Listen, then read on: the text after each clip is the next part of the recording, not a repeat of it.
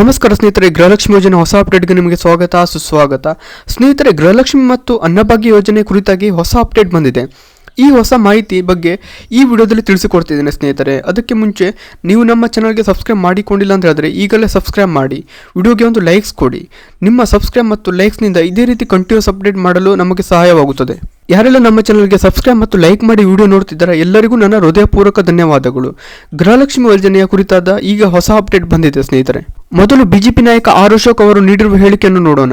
R Ashok ಅವರು ಹೇಳುವಂತೆ ರಾಜ್ಯ ಸರ್ಕಾರದ ಗ್ಯಾರಂಟಿ ಯೋಜನೆಗಳಾದ ಗೃಹಲಕ್ಷ್ಮಿ ಲಕ್ಷಾಂತರ ಮಹಿಳೆಯರ ಜೀವನ ನಿರ್ವಹಣೆಗೆ ಸಹಾಯ ಮಾಡುತ್ತಿದೆ. ಆದರೆ ಕಳೆದ 3 ತಿಂಗಳಿಂದ ಹಣ ಬಾರದ ಕಾರಣ ಫಲಾನುಭವಿಗಳು ಕಂಗಾಲಾಗಿದ್ದಾರೆ ಸ್ನೇಹಿತರೆ. ಇದೀಗ ಇಂಧನ ಸಚಿವ ಕೆಜೆ ಜಾರ್ಜ್ ಅವರು ಈ ಬಗ್ಗೆ ಪ್ರತಿಕ್ರಿಯೆ ನೀಡಿದ್ದಾರೆ.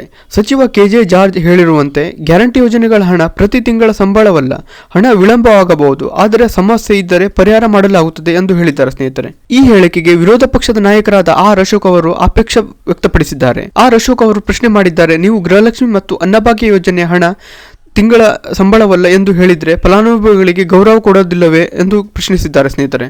ಅವರು ಸರ್ಕಾರದ ನಿರ್ಧಾರಗಳ ಬಗ್ಗೆ ತೀವ್ರವಾಗಿ ಆಕ್ಷೇಪ ವ್ಯಕ್ತಪಡಿಸಿದ್ದಾರೆ ಸ್ನೇಹಿತರೆ.